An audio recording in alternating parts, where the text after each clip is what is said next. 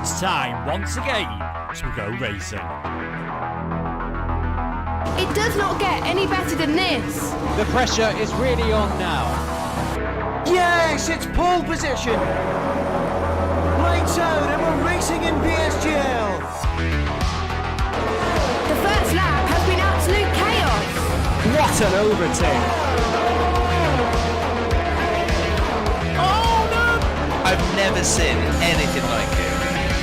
Side by side again. This will be settled right at the end.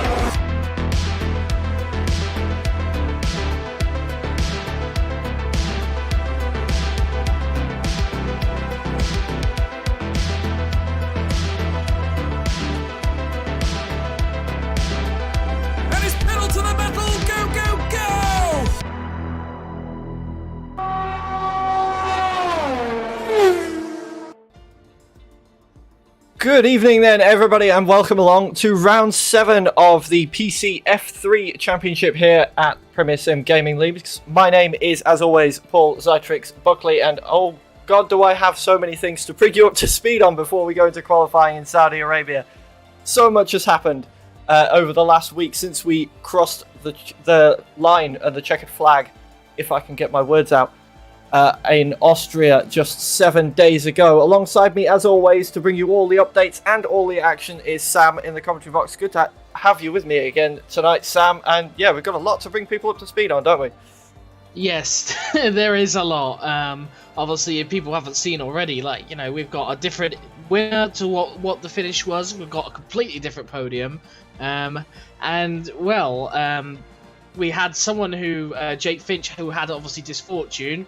Well, the disfortune paid off in the end because he won anyway. That's what I can tell you.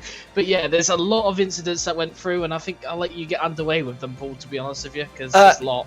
Yeah, it took half a page of my notes just going over all of the penalties and the changes in position. So on track, we had Milan take the win ahead of Christian Sendel and Jake Finch for the podium. That podium does not finish that way. Milan took 2 penalties, one for movement under braking, and then 5 laps after that on lap 30 for the collision he had with Alvaro. We were saying it was a little bit touch and go whether he was going to get the penalty. The stewards decided he was predominantly at fault and gave him a penalty for that, as well as a heavy defensive move under braking 5 laps earlier. So 10 seconds of penalty went on to Milan's track time that dropped him down the order. He only picked up 4 points in the end from the race. Christian Sendel then would have inherited the lead, but he also picked up a 5-second penalty for heavy movement under braking when defending on the final lap of the race. So what that means is Jake Finch, after his misfortune with the wheel and dropping back to P3 on the road, did take the win last time out in Austria. And he also shared the podium with Daniel and Java Hagi. Now, that's an interesting one because Daniel, sort of by luck at this point, has locked into another P2 finish. So that's 2 P2 finishes from 2 for Daniel. So we know he's got the pace because the first one he did on pace. The second one he's gotten through a lot of fortune as well as the skill to be in the right place to take that. So keep an eye on him, the replacement of court for the promoted Carter Lundy. Other penalties that happened post-race were Jed Norgrove, who picked up a 5-second penalty, which he will serve in this race. He didn't finish in Austria, so he has 5 seconds that will be added to the race time here in Saudi Arabia. And also to Leonard, who picked up a 5-second penalty as well. That's all the penalties that were handed out by the stewards post-race. And obviously the really important one is Milan being dropped so much down the grid. I can hear in the background something has changed. We're loading into qualifying, so I've still got time.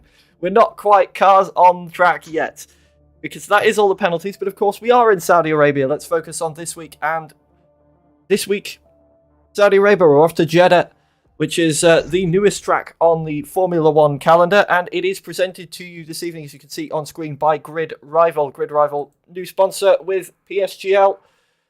It's a fantasy F1 league, and we do have a Premier Sim Gaming League, Fantasy League. I feel like I'm saying league too much, but nevertheless, we do have one of those set up as well for the upcoming F1 2022 season. You can follow the link on the screen there, and you will be joined into that league as well. There is also a mobile app if you prefer doing things that way. Right. I believe we're getting close to cars on track now, Sam. In fact, we have cars on track now, so we will get underway, and Sam will let you talk us through the introduction to the Jeddah circuit.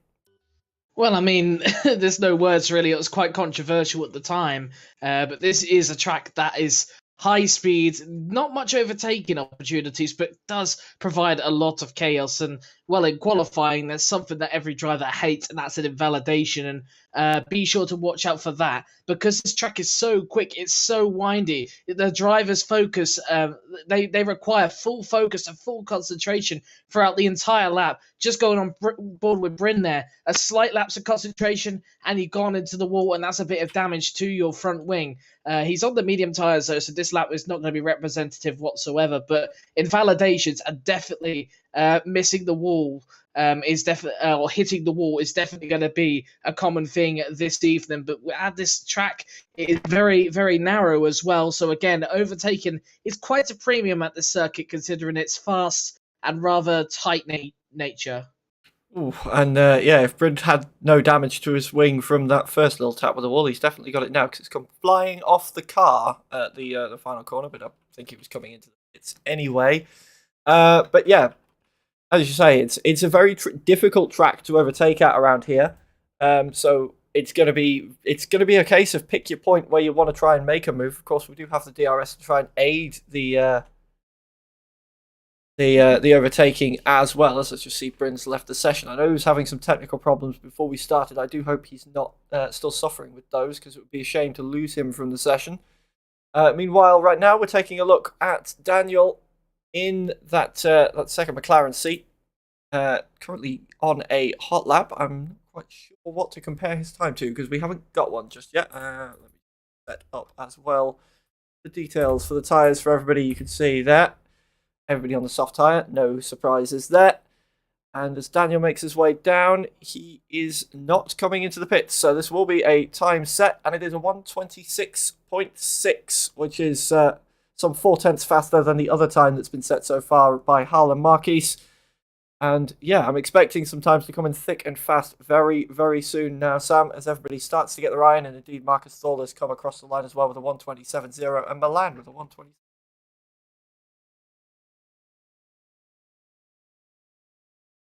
Yeah, well, I mean, I'm hoping you're not still speaking, but your mic's just cut out on me. But it takes a little bit of time for these guys to warm up. It seems a little bit. Took about 5 minutes to get the first lap in, and now they're all flying in. Obviously, Daniel quickest at the moment. Jed Norgrove goes P2, but people are just starting to bridge that gap of the 27s at the moment, with Daniel and Jed the only ones into the 26s. Harlan Marquis being the closest, but seeing a little bit of variation in the laps. As I'm guessing early on, people are going to be slightly a bit cautious just so they can get a lap in. So again, similar to pretty much any circuit, don't expect these to be your final times. However, I in the past, people have definitely gone out for their first runs and then have gone and got pole position. So who knows at this point, but Daniel is on pole position currently, followed by Modesto Mena in P2, but there's only 7 thousandths between the two, just showing how close this grid can be. Absolutely, we've seen it before. I believe even in Austria last week, we had most of the field within a second of each other as Leonard flouts the wall at the final corner on this flying lap. I don't think it will have done him any bad things. In fact, no, it definitely didn't. A 1:26.5 for the Aston Martin driver. He full bore smacked that wall on the outside, but he must have been able to carry him enough momentum for it not to matter. It doesn't even look like he damaged his front wing, so he must have had the perfect angle to get away with it. But nevertheless, it's a pole position or provisional pole position time for Leonard in the Aston Martin. Don't forget, as I said before, in fact, no, it's not him that's got the penalty. It's his teammate Jed Norgrove, who's currently in the pits, who has the 5-second penalty to serve this time out. Who's on a lap at the moment? Christian Sendel was on a lap. He's just popped up in P2 with a 1:26.593. And we've got about just over half the field now set on lap time. Menno is currently on a flyer, purple in the first sector in the Williams. And what can he do at the moment? You see we're around the outside there of the loop at turn 13. As I'm going to lose track of corner numbers throughout this race, Sam. I don't know about you. There's 27 of them in total on the Jeddah circuit. It's going to be something to try and keep up with. I think there's 27 of them, but I'd say about a quarter of them at least aren't really corners, are they? You're going flat out, and there's one, for example, that Menno's gone through, and another that he's just gone through, and then another that he's just gone through. All considered corners, but no braking, no need to even think about really turning your wheel. Really, you could just go in a straight line and probably get through all 3 corners if you angle it up right. But I think it is 27 or 28 corners around this track. All I know is it's very quick and, I expect, again, as usual, a very close grid in qualifying. But as Menno finishes his lap, he goes P5 there with a 26.6. So right in the mix. There's a bit of a gap between Norgrove in 6th and Marquise in 7th at the moment of 3/10. Bit interesting how we've got such a divide there. Very rarely we get a divide of around 3/10. It is indeed, as we've got a few drivers out, a few drivers in, so different sort of qualifying strategies coming out. I'm just taking a look at Jageski even in the Ferrari. Is one of the reserve drivers filling in this evening in that second Ferrari seat, lining up alongside Milan as a teammate this time. And he has just gone purple in Sector 1, so this could be a very impressive time from a reserve driver. Of course, there's plenty of track left for him to cover before he does come across the line. Crossing over Sector 2, it wasn't purple in the second sector, 57 seconds on the clock. And now as we round into this final sector, then coming around turn 25 and 26, which are basically not corners, as we were saying before, and into the final turn of 27, the hairpin onto the straight. What can Jageksi do in that second Ferrari? The DRS opens up, and towards the line we barrel, and it's a 1:27.1. Jageski, and that is good enough for P11. And Jake Finch, I've just noticed, is also out on a lap at the moment. 57.0 is split across the second sector. Somebody we'd expect to be towards the pointy end of the grid, and is at the pointy end of the grid. A 1:26.561, 6/1000ths faster than Leonard in the Aston Martin, and that is provisional pole position for the Red Bull. Yeah, another very quick lap, very smooth around here, and that's what you're looking for. Is the expertise to get right near close to the walls. It's similar to Monaco in a way, and I believe like the people who obviously own the race circuit, the Saudi Arabian owners of the circuit, did say that the track is intended to be just like a super fast Monaco. So take what you will. It just seems like a dangerous mess, to be honest with you. But obviously in the game, there shouldn't really be any harm to any of these drivers. So that is left out. But it is a track that you need such a good big focus and precision on. If you make one mistake in everything, particularly on a grid as close as this, it could be P1 or P15, as you can see really for some of the drivers. And something I have noticed is a lot of drivers tending to hit the wall at the last corner. And another thing is the oversteer throughout the lap, which obviously comes as when the tyres have obviously warmed up a lot. But as we get closer towards the end of the session, we'll expect to see some faster laps come in. So although Jay Finch is pole position now, do not think that he's got pole position just yet, and I know he won't be thinking that either. No, he'll be thinking it's a good banker lap, but there's more time to be found, and we're just seeing what time his teammate can find. We've been riding on board with Morgan Ball for that lap. Good enough for P3, 26.592, and 1,000th faster than Sendell. These guys are showing just how close to each other they can get so far, and we've still got 6 minutes left. Daniel, 1:26.4, and we said he might be one to watch. He is definitely showing once again he's got the pace to fill the shoes of the departed Carter Lundy, who's made his way up to F2.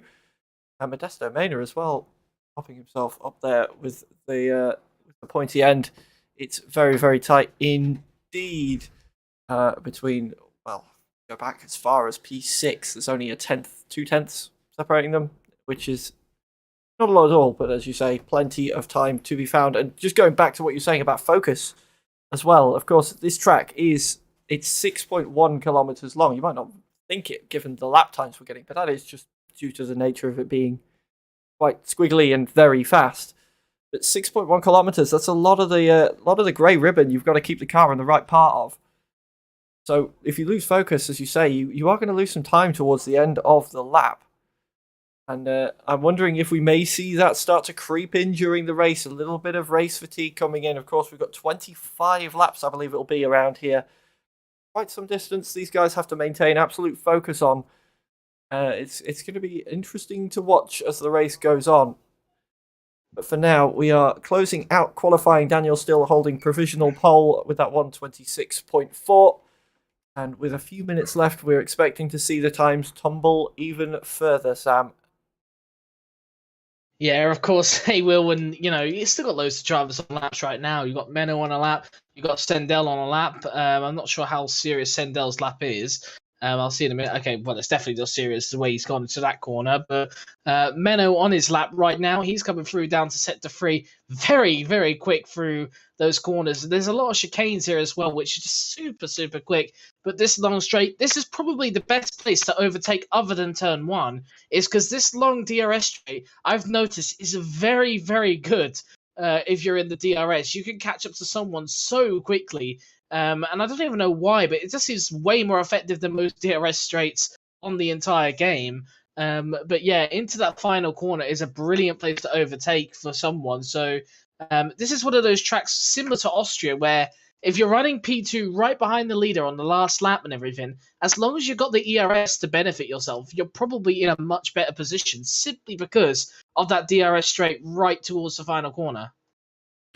Absolutely, and it's going to be interesting to watch as the race develops, as you say. And now I'm a little bit flabbergasted by how few cars we have on circuit at the moment. We've had quite a lot of cars on track all the way through, and now we've got 2 on out laps, 2 on in laps. But it does mean we do still get some action to bring you, as I'm sure we're going to get people flying out the pits very, very shortly indeed. Harlan Marquis about to start his probably final flying lap of the session. Then around turn 2 we go into 3 and 4, and I'm basically already lost with the way this track moves and changes around. But I'm sure Harlan Marquis isn't lost. Currently on MP12, 1:27.0 behind the Alfa Romeo. And he is on the soft tyres, clean track ahead of him. You can see just how committed they are through there. There's a great camera shot of the back end almost stepping out on the Alfa Romeo, but keeping it in check, keeping it in line, and absolutely flying through there.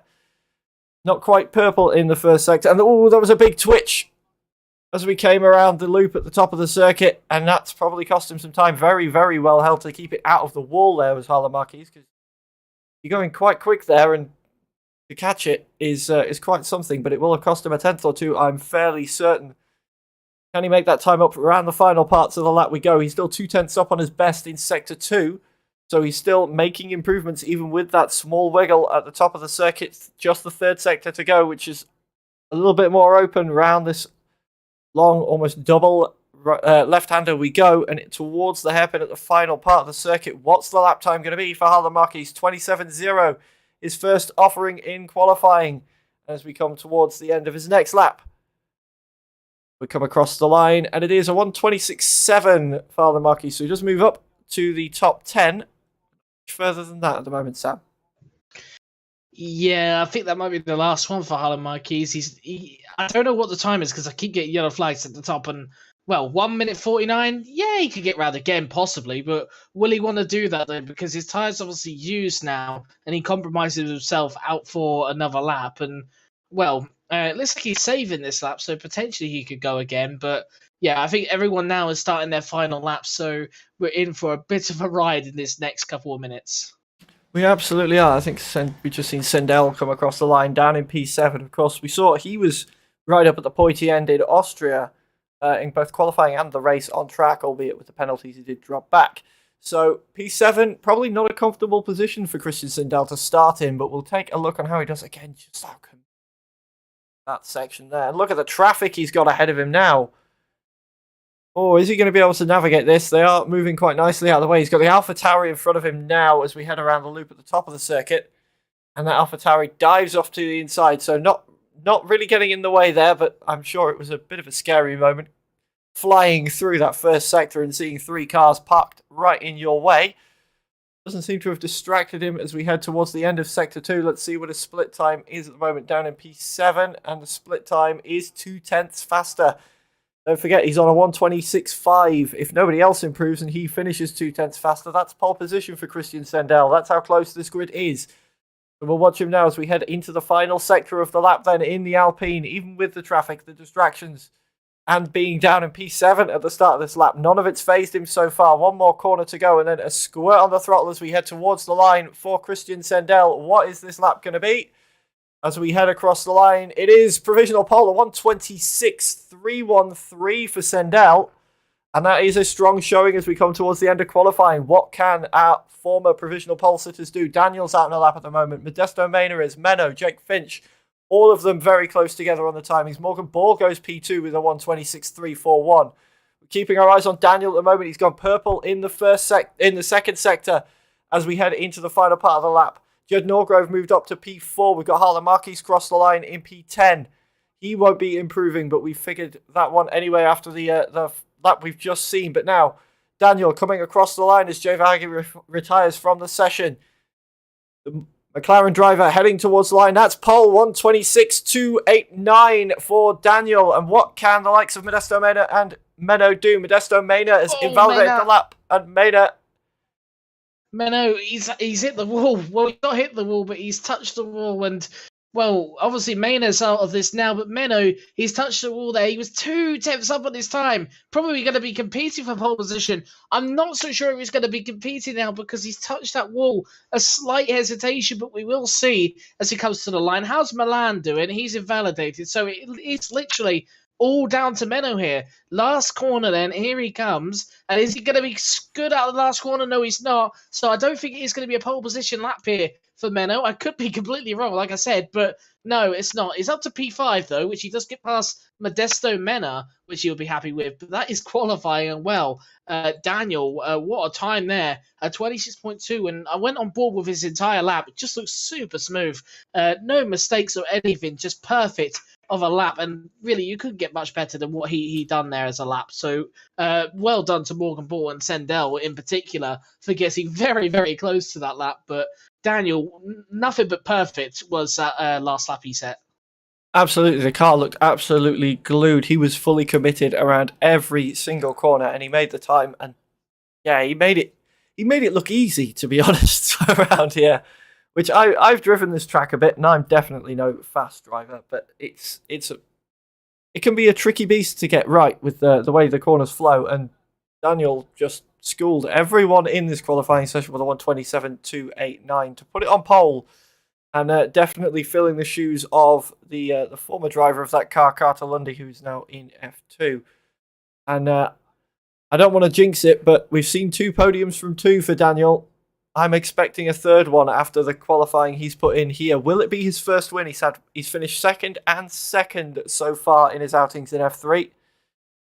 Are we about to see a win? He's in the right position to do it as now the checkered flag fully drops and qualifying is over and done with. We'll get a quick look at the confirmed qualifying results. Here we go then. Confirmation of Daniel on pole position ahead of Christian Sendel and Morgan Ball. Jed Norgrove lining up in P4, but don't forget he does have a 5-second penalty to serve at the end of the race, so we'll be keeping our eye on him. Menno lined up P5 ahead of Modesto Mena, P6, and Jake Finch P7.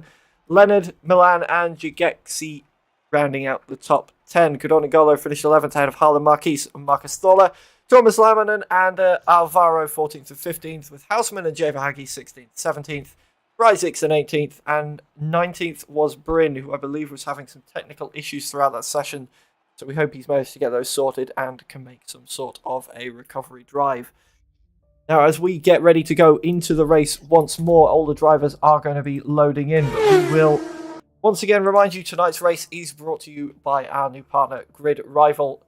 They are a fancy F1 league, and we do have a PSGL Grid Rival League all set up and ready to go. Follow the link on your screens right now to join the F1 2022 PSGL Fantasy League presented by Grid Rival. And you can check out the mobile app as well while you are there. Now, we're getting ready to go into the game now. And get ready for the formation lap. We'll just get everything set up and ready to go. In fact, no, we won't. We will wait for players first.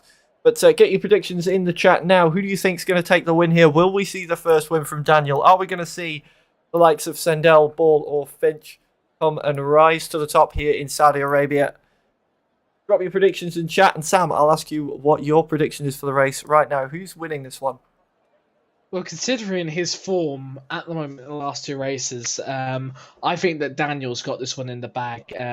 We saw about Cartalundi and everything, how good he was when he came into his element and, how he tended to dominate. And, what a replacement Daniel's been. I think he's come from the PlayStation side as well. So, coming from the PlayStation side, already on top of this grid, he's only been on PC, I guess, for a couple of weeks. I haven't really seen him for too long on this platform, and he's come in and he's coming with one thing, and that is to dominate. And qualifying was very strong. His last two races proved that his race pace seems to be very, very threatening indeed. The fact that he was able to come from really some much lower positions in qualifying to finish on the podium twice in the race, and this time he sits at the top of qualifying. So what is he going to do for the race? I don't know, but in my opinion, I think Daniel has definitely got what it takes to take the victory here tonight. But I'm not counting out Sendel, Bull, or Norgrove, who could do with a good result. Jed Norgrove, who has looked promising at places, but has just had a lot of misfortune. He has indeed, some of which was not his fault, some of which, as we know, was somewhat self-inflicted. But nevertheless, he is going to be looking for a good result as much as the rest of them, as you say. I definitely think Daniel's going to be the one to watch here. But a track like Saudi Arabia, starting in P1 is definitely where you want to be. If he gets a decent enough start to stay ahead of Christian Sendel, the ball's absolutely going to be in his court as we go for 25 laps around the Jeddah circuit. And we will... Now, while I'm saying this, get everything up and ready for you guys to take a look at home as well. If we want to see what the tyres are looking like, pretty standard across the board. Softs for everybody in the top 10, as is mandatory. Only for this game, though, as we know, the rule has gone away. So when we get F1 2022 game, we'll be seeing some more diverse strategies, perhaps. But I digress.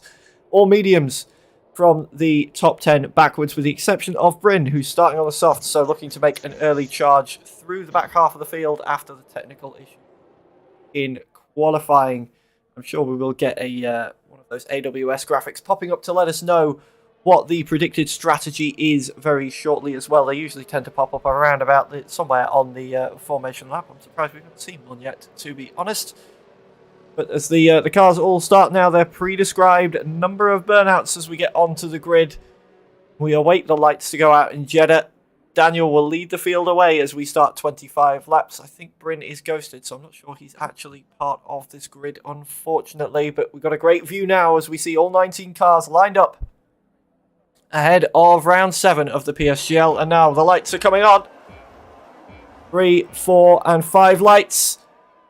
And they're out, and we are away at round 7 of the PSGL here in Saudi Arabia. And it's a good start from Daniel and from Sendel as well. But look back, Morgan Ball's coming under pressure from Jed Norgrove already on this first lap. Modesto Mena's made a move on Meno, who jumped him in qualifying right at the very end. Jake Finch holding on to P7 as we round the first couple of corners, but losing it to Leonard as we come out of that first little sector. And that is a battle that's going to be going on for some time, I imagine. They're almost side by side now, but you can see Milan's trying to get involved on this fight as well already. Battles brewing as everybody tries to slot into position around this circuit. And I believe we have done. We've got an AlphaTauri going a little bit wide. That's Marcus Thaler off in the background. And you can see as we took a look down the straight there, Daniel is starting to run away with this already on the first lap of the race. 7/10 ahead of Christian Sendel. But we have got some closer racing coming up in the background. Jageski is currently racing alongside with Harlan Marquis. And he is looking to make a position up from the start and get somewhere near his Ferrari teammate. And he's already diving up the inside as we make around here, around the outside now. And I am losing words. Sam, what a start we've had already. And Christian Sendel is starting to reel in Daniel now. Yeah, there's a lot of good starters here, and Sendel now coming back a little bit. Daniel had a bit of time to get away a little bit. Sendell has come back quite strong here, and they both got away from Morgan Bull. It has become a bit of a theme for Morgan Bull that in qualifying he's very quick, but in the race he tends to fall away a little bit from the leaders. It happened in Austria. However, I do think he did have damage, but it did tend to be the case that in the race he fell away a bit, and that trend is subtly continuing at the moment. But Sendell, who has looked very good all round, all season, to be fair to him, obviously leading the championship, other than Cartalundi, who still leads the championship despite not even being in the division anymore. But yeah, Morgan Bull just sitting where he is for now. Everyone looking quite good, and well, no one's out of DRS, and I'm excluding Bryn from this because Bryn's not even in the lobby, so of course he's out of DRS. But everyone still stuck in their same sort of train. It's a train from first down to 18th at the moment. Absolutely is, and we were saying on the formation lap about that tyre graphic popping up. It did finally pop up in the end as we take a look at just how close they're getting towards the back part of the top 10. I thought there was a move on there, and there might well be, as Marcus Stoller up the inside of Cordoon N'Golo, which turned into the outside, but he's sticking it in front of the Mercedes, and that is a solid move from Marcus Stoller through the midsection of the lap to move himself up into P12. But we do know what the predicted pit stop strategy is going to be. So we saw it flick up for a moment there. Expect pit stops for around that lap 9-ish. Maybe a little bit later for those on the soft tyres going onto the hard tyres. Lap 10 to 14, I think it was, that showed up if they're going onto the mediums. So, or just under half distance is when we're expecting to see pit stops. But we've got plenty of time before we will see any of that popping up, as we're seeing this midfield battle start to heat up, and you can see this train of cars. Everybody still in DRS of one another all the way back through the field, as you were saying, Sam. And that is going to make overtaking an absolute nightmare if you're stuck in the midfield, slightly out of position, trying to make your way up into the points. Yeah, there's going to be a huge patience game going on. Drivers are going to have to be patient, or just wait for a bit of fortune, like Marcus Towler got as Cordoon N'Golo. Obviously had a little bit of a oversteering moment out the exit of a corner, so Marcus Towler took advantage, and this is what you've got to play at the moment. You've got to play a bit of a patient game, and obviously play well with the strategy as well. The undercut works sometimes a treat for those, so for those soft runners, definitely need to consider it. But track position in this case is super important. Obviously, if you're in P5 right now, there is no way in hell you're getting P1 anytime soon. So those from P5 downwards, or even a little bit higher, P2, P3 or P4, you're definitely going to see a lot more of those going to perhaps go and pit lap earlier than what is expected. So Daniel will obviously go late, or Sendell will go late, but it's mainly these guys in the midfield that I expect to pit a bit earlier and try and get a right undercut going, because overtaking under this sort of train and this circumstance is very, very much a premium. So why not? Let's make up a bunch of positions by getting the strategy right, and that is exactly what I think a lot of these guys in this midfield are going to consider. Absolutely, and just to solidify the point about how hard it is to overtake, you saw Jake Finch set the fastest lap of the race on the last lap. I thought he was going to go for a move on Menno into the final corner, but couldn't quite get it done because everybody's got the DRS. He's right on the rear wing of that Williams in front of him, but he cannot get close enough for the move because Menno himself is getting some DRS from Modesto Mena in front. And if you're Jake Finch, you've just set the fastest lap of the race. You've got the pace. You know you have the pace to get there. But it's just not quite enough at the moment to be able to make a position up because of the way this track is. The difference in pace you need to get a move is so much higher than most drivers will be useful. Definitely more than it was last time out in Austria, as we saw, with a lot of battling going on there. And just from the nature of the circuit, it can get quite infuriating to be stuck out of position. You can see, once again, Jake Finch very, very close, but every time a gap appears, Menno is right on it, closing that down. It's almost like Jake Finch is pushing that Williams around the track at the moment. With the DRS open, he's pulling alongside now. Thomas Laminen picking up a penalty. As we see from the Helicam shot, Jake Finch does get the move done with the DRS around turn 26. So that's a solid move for Jake Finch. That pace finally coming to good use. And now he's got a dispatch of Modesto Mena to get up towards the pointy end of the grid. Yeah, and I mean, Modesto Mena has always been known to be quite a good driver. As look at this, Christian Sendell perhaps go for a move on Daniel there. A little bit of an icon switch there. So I was thinking Daniel may have been overtaken, but Sendell fell back a little bit. And, well, that's really helped that Morgan Ball because these guys battling has brought him and Norgrove much closer. And even Menno and Finch, and this is what I mean. You could go on and on and on. You could go right down to P12 that has brought them back because they're all in that DRS. It's just when the overtakes just cannot be done at the moment because literally, well, obviously, they've all got the same power and everything, all got the same ability, and of course, they've all got DRS as well. So they have to basically rely on a mistake to overtake at the moment. But yeah, no one overtaking. Everyone's just basically playing in position right now and just playing a patient game. And well, this is where the mental factor comes into any sort of racing, whether it's esports or whether it's in real life. And patience is a huge factor. If you're not patient in racing in any aspect and everything, you're not going to get good results. You're more likely to be dangerous, etc. And this is what these drivers have to do. They have to be extremely patient, and look at that. There is the reward for Sendell at the moment. He's been patient and he takes the lead, but don't expect that to last for long because here comes Daniel again. He's like, I'll have that back immediately, thank you very much, as the McLaren goes to the outside, and well, it's an easy move right before turn 1.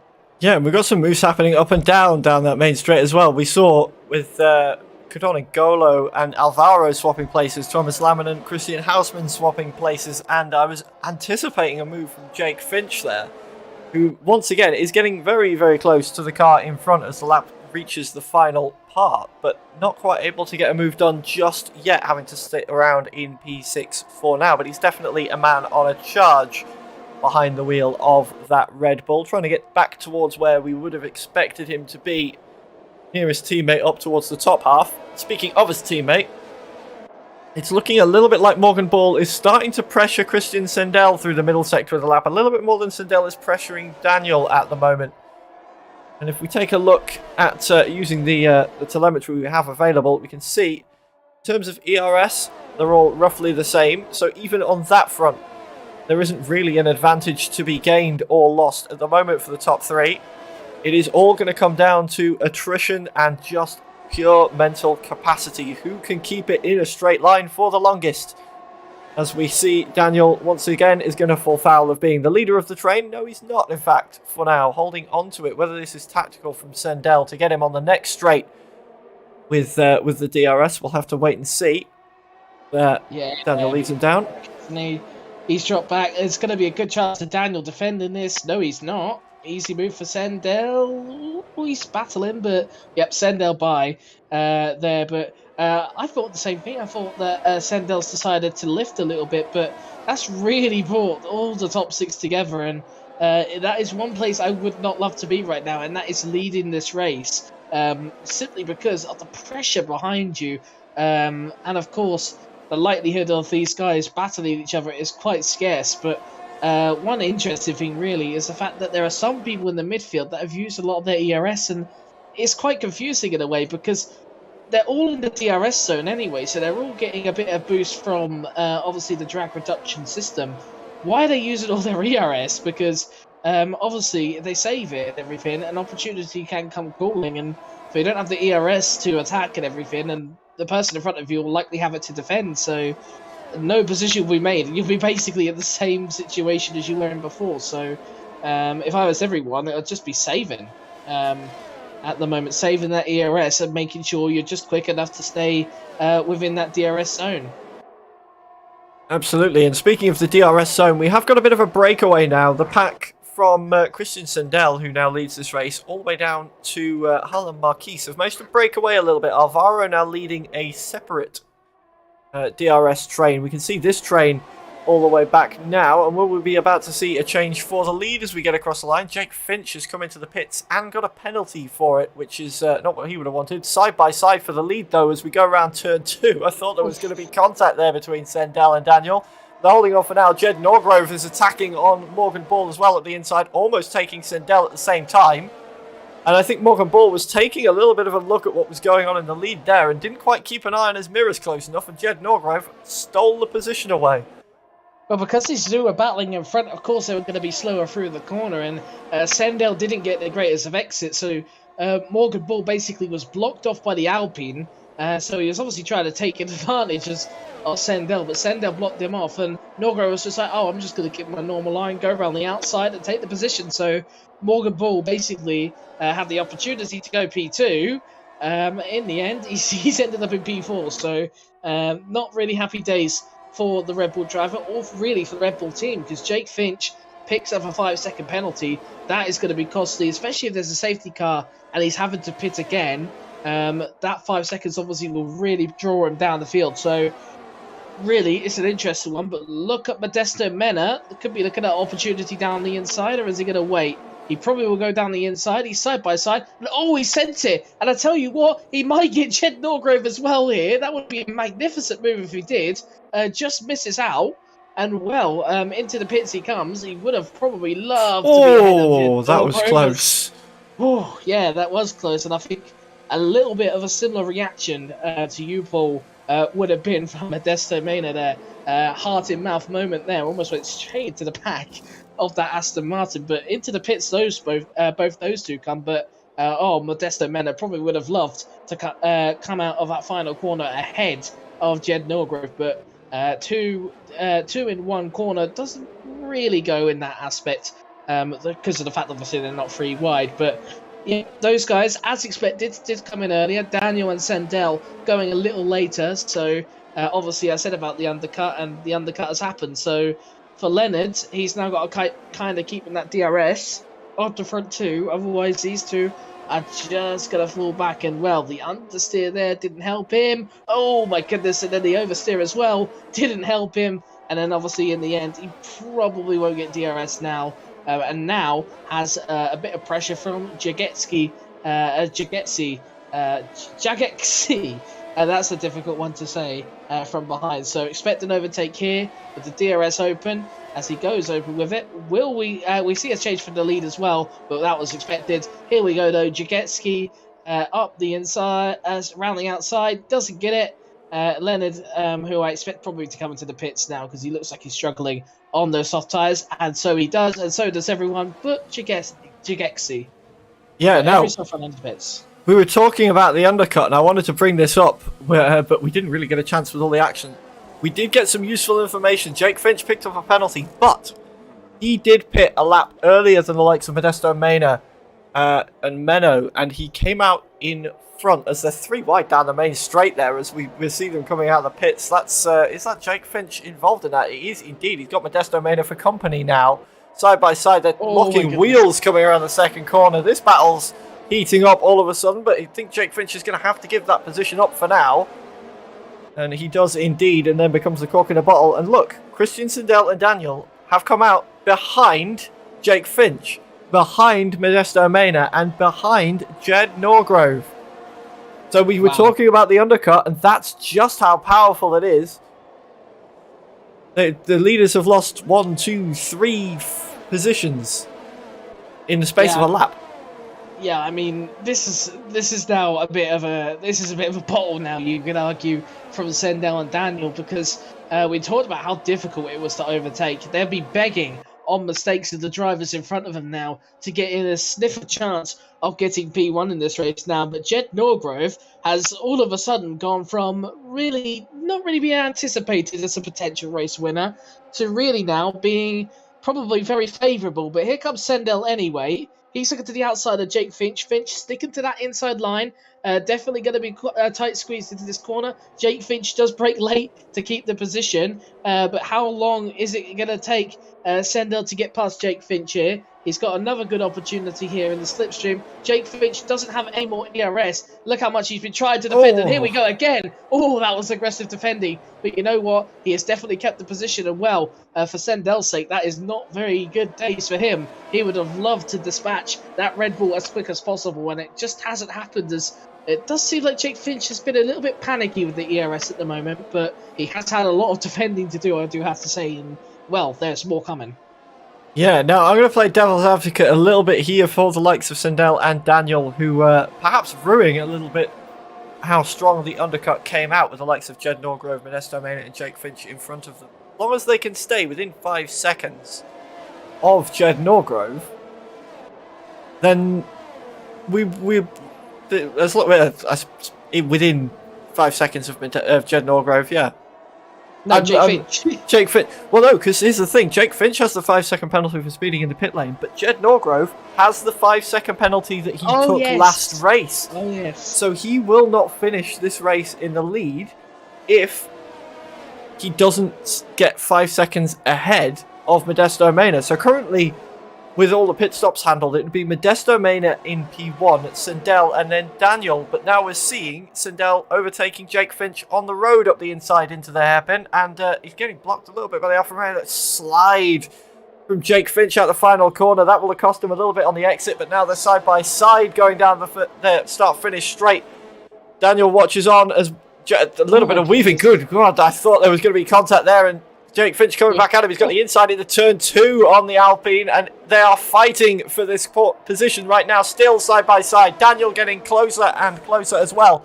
Still side by side we go. Off the track a little bit goes Jake Finch, but it's respectful space given by Best of contact, and Jake Finch is off and in the wall. He's holding it a drift through. He's managed to keep it going, but he's lost positions all over the place.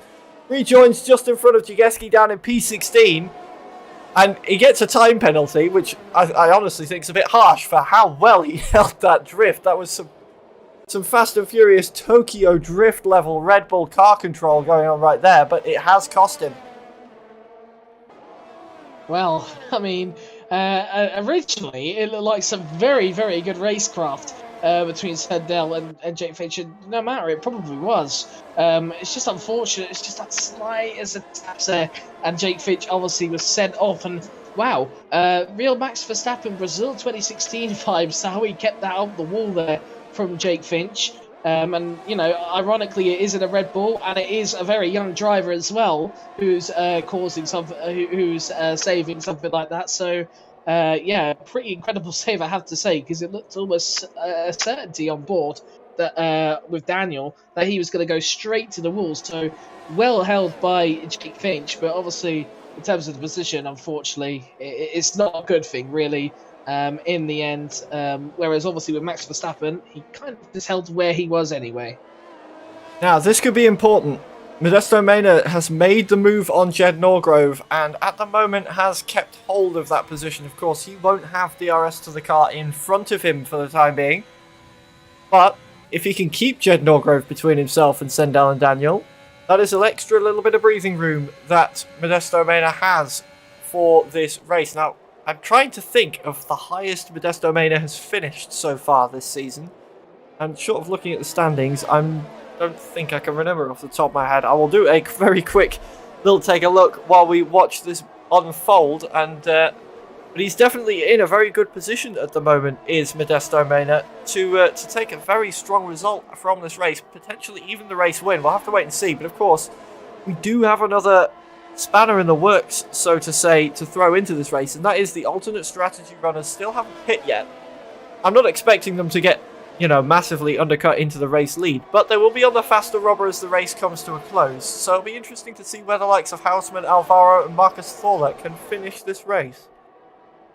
Yeah, I mean, Marcus Taller at the moment looks well out in front of the rest of them, so if anyone's going to do something, it's going to be Marcus Taller, and there's Alvaro getting past Houseman there at the moment, so Houseman dropping back to P4. Bunch of the medium runners going on to the softs now, which is a little early, but well, I say a little early, but they're doing really a stint, the same sort of size as what the soft runners would be doing.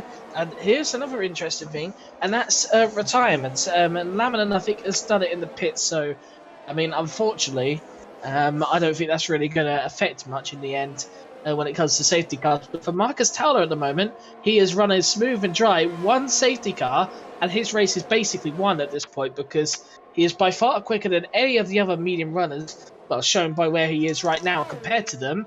And well, these guys obviously on the mediums behind, who are obviously going to the end now. A safety car comes out. If Marcus Toller's on the soft tyres, then really it's pretty much game over, isn't it? Absolutely is, and as you say, he's definitely in a prime position right now, should the circumstances fall in his favour. Should they not, it will still be, for the time being, Modesto Mena that would pick up the race win, short of any stupid shenanigans that would happen after the race. And I did a little bit of a check. Modesto Mena, see Harlan Marquis having a moment there in the background behind Marcus Soler. Modesto Mena isn't actually a full-time starter in PSGL F3. He is a reserve. This is only his second start of the season, and on his first start out last time out in Austria, he finished outside the points. So it is an absolute surprise and a very welcome one for Modesto Mena, I'm very sure, to be running in a position that could potentially be him taking a race win from a reserve driver position. Yeah, Modesto Mena, again, sorry, I might cut off, so I don't know whether it was actually you finishing, but Modesto Mena, he's a very quick driver. I mean, a lot of people, what I knew him for is how good he was on the medium and hard tyres. On the soft tyres, he was decent, but it was when he sluck on the mediums or the hard tyres, he was just a level above. So he found grip where no other driver would find. And again, this is from PlayStation days, so Modesto obviously coming over to PC. It does seem at the moment he's kind of replicating a similar thing, but he has fell behind Jed Norgrove by quite a little bit. I wonder again if that's strategical to just keep the DRS just to make sure that Christian Sendel doesn't give him a run for his money. And well, Sendel might do here because he's pretty close. He's got the momentum as well at the exit of the corner. And here he comes then to the inside. Mena's going to definitely give him a squeeze. Mena's also going to try and send it up the inside of Norgrove. Backs out of it in the end, but this is getting a bit saucy now. Mena basically has to overtake Norgrove if Sendel gets close enough, and here he comes again. Sendel is going to look to the inside. Mena can't do anything. He has to send it to the inside of Norgrove. Here goes Sendel as well. Norgrove trying to defend as well to the inside, and this might just open the door. Might just open the door for Christian Sendel, who gets the position on Modesto Mena, and Jed Norgrove, who really knows that he's not going to win this race unless, of course, you know, some real unpredictable stuff happens and he wins by 5 seconds. Well, he might have just helped Sendel as he's got past Modesto Mena, who's going to be absolutely furious right now, but he definitely has the capabilities to get back on that Alpine. He absolutely does, and it looked like there was a bit of contact between Modesto Mena and Jed Norgrove through that first corner as well. And you hate to see it, but it wound up with Modesto Mena being out wide, which opened the door for Christian Sendel to take that position away. And now, as we see, Modesto Mena, we were talking about him potentially being on for the race win, now down in P3, which will be P2, of course, if things stay as they are. And if you're Daniel, you're thinking, I've had 2 P2s, and now he can see a chance at another P2 just in front of him. So I'm sure he's going to have the bit between his teeth as we continue this race. 9 laps to go. 8 at the end of this one, I believe. As Jake Finch picks up another time penalty, and luck goes from bad to worse for the Red Bull driver as we're seeing side-by-side action now. Jed Norgrove and Modesto Mena still fighting it out. Sendel is in the race lead on the road. I'm not quite sure where that happened, but it's happened. Modesto Mena up to P2 on the road. It looks like we might be 3 wide, a little bit of almost contact between the two of them, and now squeezing away Jed Norgrove from this fight. Modesto Mena and Christian Sendel side-by-side as we head around turn 2. Modesto Mena's got the outside for the time being. He's still going to be on the outside. Will he try a cutback? No, he's not really going to be able to here and has to slot back in. But now Jed Norgrove's down in P3, and this really is a blink and you'll miss the action sort of a race. The overtakes are coming here thick and fast, Sam, and now Christian Sendel leads on the road ahead of Modesto Mena. Jed Norgrove in P3 with that podium over his name, and now Daniel really will want to clear him as quickly as he can to chase after the other two. And well, he's got the ERS too, definitely, but he needs to get past them soon. If Norgrove ends up becoming a bit of a brick wall to him, it could let the front two run away, but Norgrove is not going to give this up. He's still in the battle for, well, the provisional race win, but obviously after that 5-second penalty, it's going to be a bit different. But here comes the soft runners as well. Let's not forget about them. Marcus Stoller already on the back of this train right now, and the more these guys continue to fight, the more Marcus Toller has got to get by. Here he comes on the soft tyres to the inside on this Ferrari. Should be an easy move, but be careful. Do not hit Menno. He definitely doesn't want to do that. And well, look at these guys all fighting for position. Jed Norgrove there the outside goes Daniel. And this isn't over, is it? Because Sendel's got to overtake Mena here to keep his position away from Daniel, who's suddenly back in this race picture for the race win again. It's 3 absolutely wide. fantastic. Oh my goodness. Absolutely fantastic. Leonard got absolutely squeezed into turn 1 there. I'm not sure if he's got damage. There were 3 wide heading through there. And does he have any damage? Did he clip the wall? No, he just got tremendously unlucky with the way that planned out for him and dropping all the way back down. But it was 3 wide with Morgan Bull and the 2 Aston Martins going into turn 1. How nobody came out of that missing bits of their car, I will never know. But it is really starting to heat up here in the closing stages of round 7 of the F3 Championship. And we're seeing now an absolute charge by Marcus Stoller. The catalyst to trigger a lot of the action we're about to see. I'm absolutely certain he's right on the back of Menno at the moment. We're no doubt going to see a move. He's trying it again, trying to squeeze up the inside. Menno shuts the door and he's pushing that Williams along as we head into the middle section of the lap. And just how close can he get without breaking the front wing off that AlphaTauri at the moment? He is all over the back. He will be counting the fumes that come out of the exhaust of that car. That's how close he is.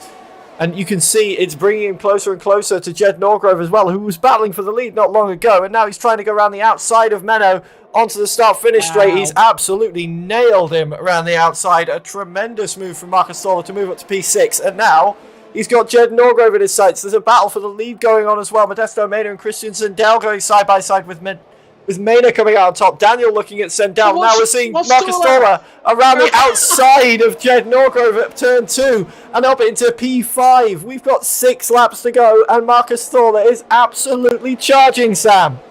He's got the world in his hands at the moment. He's got it all to play for. This is so thrilling. Marcus Stoller with 6 laps to go. Surely he's going to take the race victory here. We know bigger things are happening, but Morgan Bull, he cannot defend. Those soft tyres are just way too grippy compared to everyone else. And up to P4 he goes.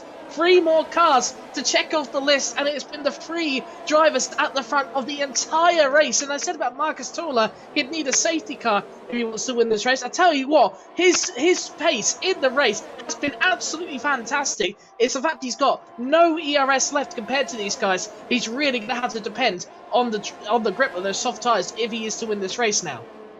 Yeah, you're absolutely right. And I think you were saying he might need a safety car to win. I think he's probably thinking they are all safety cars, given the comparable pace between the two. Since the pit stops, he's been on an absolute charge. And now you can see more racing for the lead going on side by 3 wide into the final corner. And are we about to see Daniel take the lead as we head onto the start-finish straight? He has the big advantage at the moment. Who's got the DRS out of that lot? There's contact in the background. I saw bits of carbon fibre going off. I'm not sure who that was. At the moment, there's 4. Are we going 4 wide into turn 1? Marcus Stoller's jumping up last one. He's onto the podium now. He's challenging Daniel for P2, who's Modesto Mena now takes the lead as well. And now, look at this. Marcus Stoller looking to go around the outside. The door closed on him by Daniel. We've still got 5 laps to go, and the action's this intense. Through the middle sector of the lap, not really any places to overtake. A time to compose your thoughts if you're Marcus Stoller or Daniel or Modesto Mena. And it's getting so close as we head up towards the loop. Are we about to see a move? DRS comes open for all of them, but of course the better grip is on the car of Marcus Stoller right now. Sandel's going on. We've got a Bryn's back marker going on in the background. A little bit of a distraction, but not too much for any of these guys for the time being.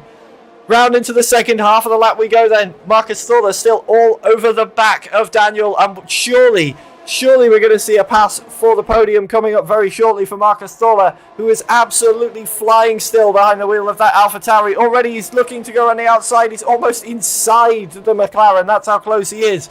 And now we get to see the real chance that Marcus Stoller's going to have. We're getting on towards this next DRS straight. It's open, he's diving, he's switched back up to the inside into the hairpin at the end of the lap. Really going to move, but look, it's 3 wide into the final corner. Daniel takes the lead now. Marcus Stoller takes the lead.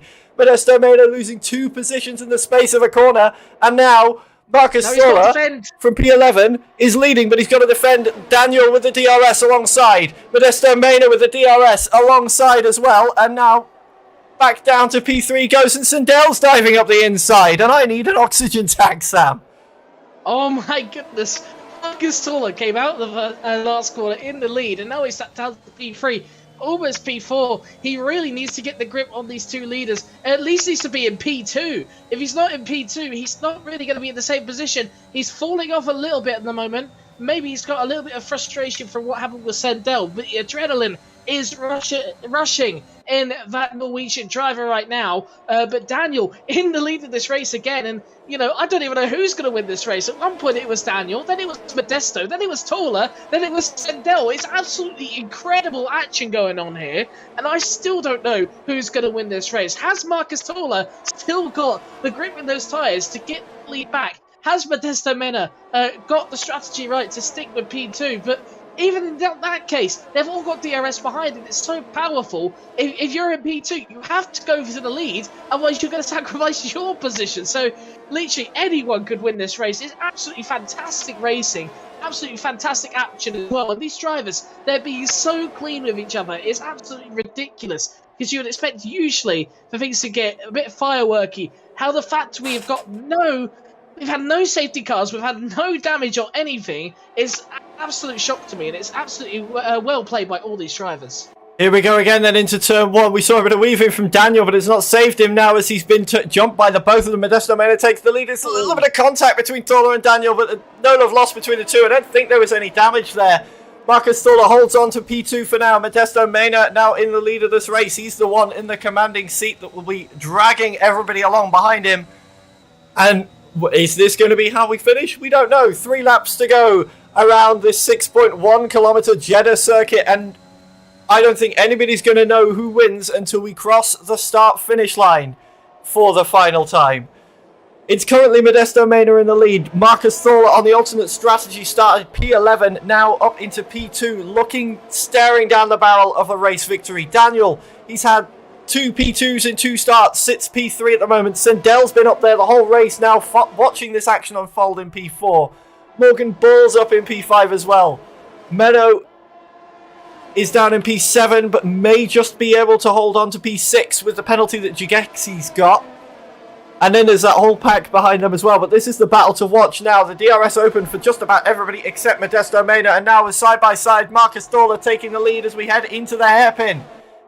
And now, round the final corner we go one more time. It's Marcus Tola currently in the lead of the race with Modesto Mena and Daniel behind. And now, what can Marcus Tola do? Can he defend any better? You can see him pumping the battery down the straight, trying to break the toe. No DRS, but the softer tyre. And he's going to come out on the top for now behind the wheel of that AlphaTauri. Is it going to finish this way, though? Oh, I really don't know, because Marcus Tola suggests he's got the grip in those soft tyres, but is that grip going to remain strong enough at the end of this race? And at the moment, looking through the first sector, he looks absolutely clear on those soft tyres at the moment. But you've got to commend the pace he's had on the mediums to get away from everyone else, and then on the softs as well. He was so decisive, and he's got moves done, but he's still not clear of Modesto at the moment. Neither is Modesto clear of Daniel. Anyone can finish absolutely anywhere still in this race. Do not bank on a particular driver winning, but Marcus Tola right now in the lead of this race. He is just doing what he needs to do to win this race, and look at the number go up. He is so close to being outside that DRS zone, and if he is outside that DRS zone, he would probably be thinking to himself, it's game, set, and match, but he's just not done it just here. We're talking about the DRS zones here. This one and the one in the turn 1 is so powerful. Watch that number go down there. 0.7 now, and it's going to go down to 0.6, maybe even 0.5. That's what I mean, 4 or 5 tenths, and that's not even with a strong slipstream. So Modesto Mena, he's still got more to come, and there is a yellow flag. I don't It's think we'll have a safety car.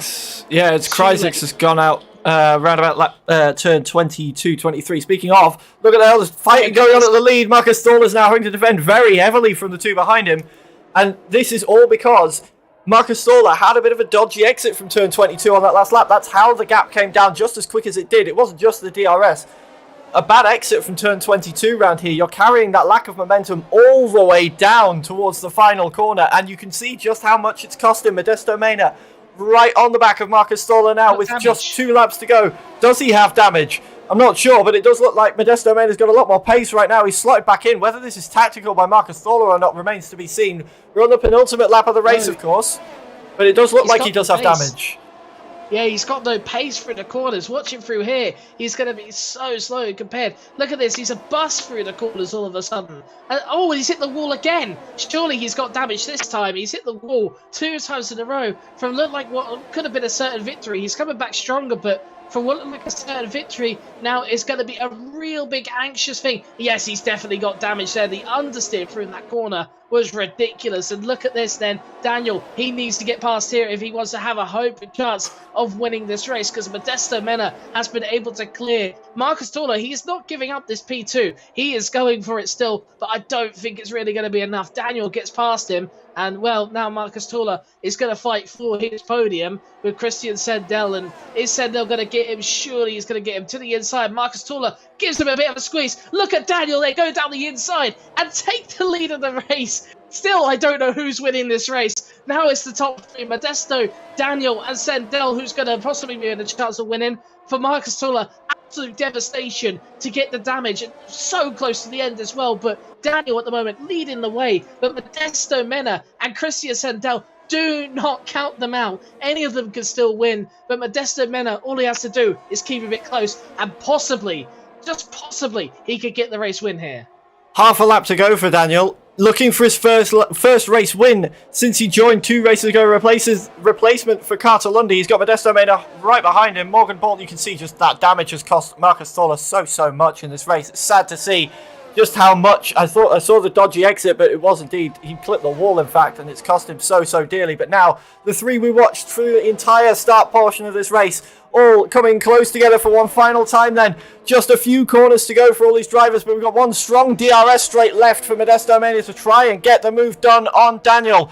Down we go towards the final corner then. Daniel, no DRS. Modesto Mena with DRS. Christian Sendel with DRS. Daniel holding the inside line, but Modesto Mena's got that DRS advantage. Daniel trying to get back on the inside. The room's still there. They're side by side around the final corner. He's got it, but who gets the DRS on the final straight? It's Modesto Mena's got the DRS. They're side by side to the line. Who's going to take it? It's Modesto Mena across the line.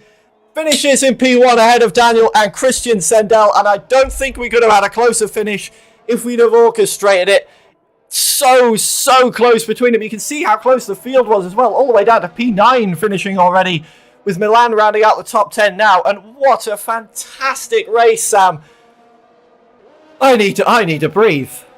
I think we both need to breathe at this point. The fact that it went right to the line as well, like out the final corner, I thought Daniel had got it, but then I forgot for a moment.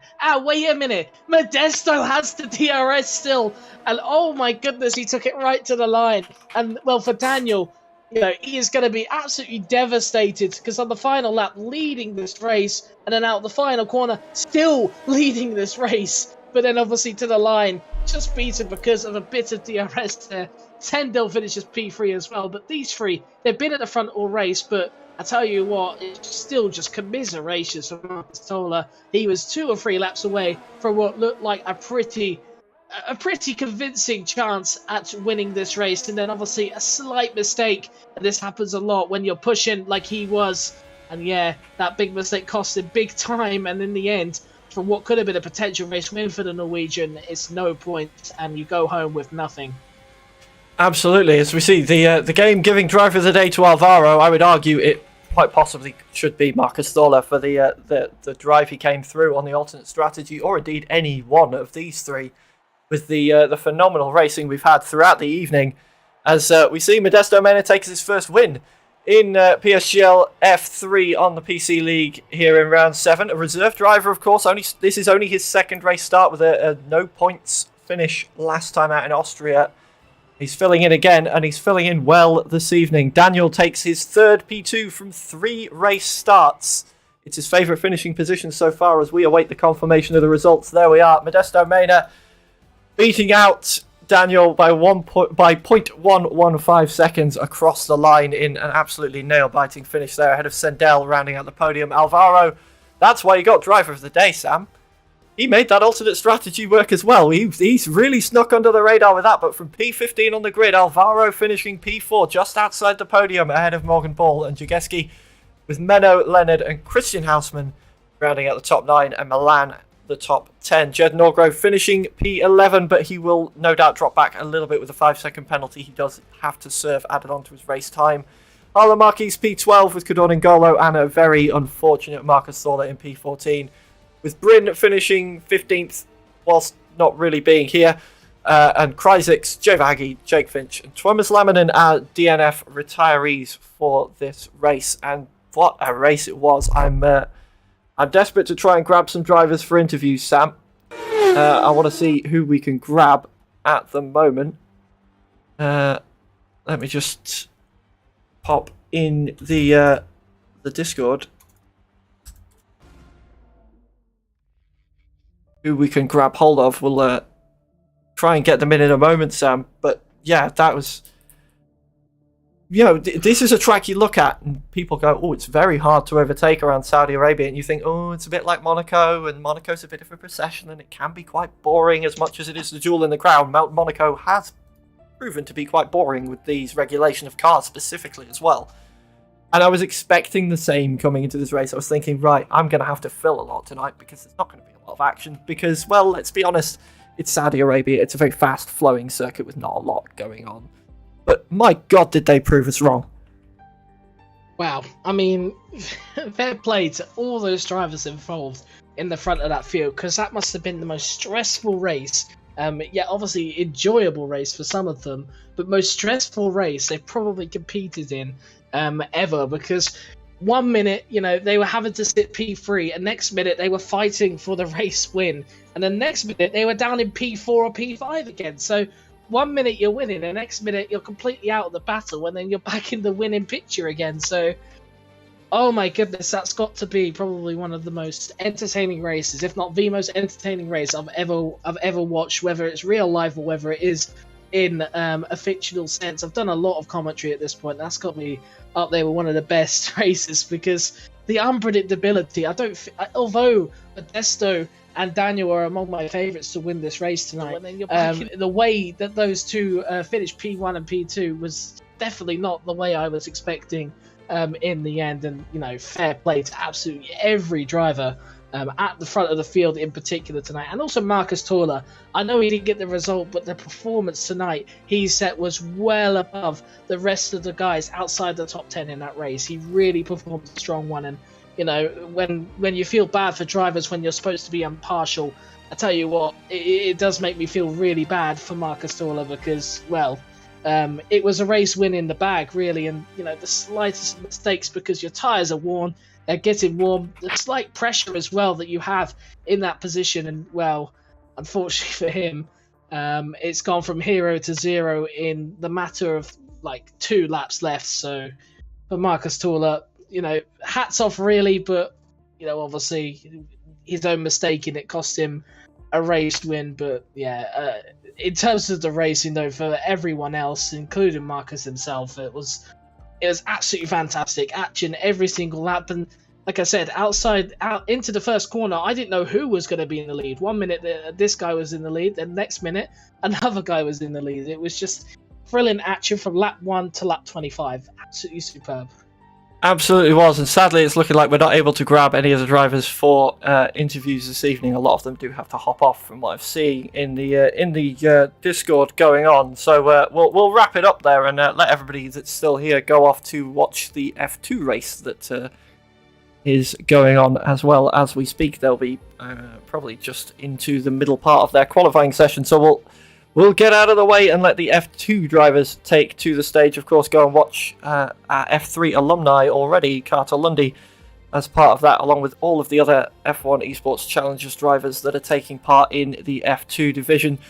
And yeah, thank you for joining us for what is probably going to turn out to be one of the races of the season here in PSGL F3. The race, of course, brought to you tonight by Grid Rival. Check them out as well. The link is down in the description. I have, as always, been Paul Citrix Buckley, bringing you the action alongside Sam in the commentary box, and we will be back next week for round 8. See you later.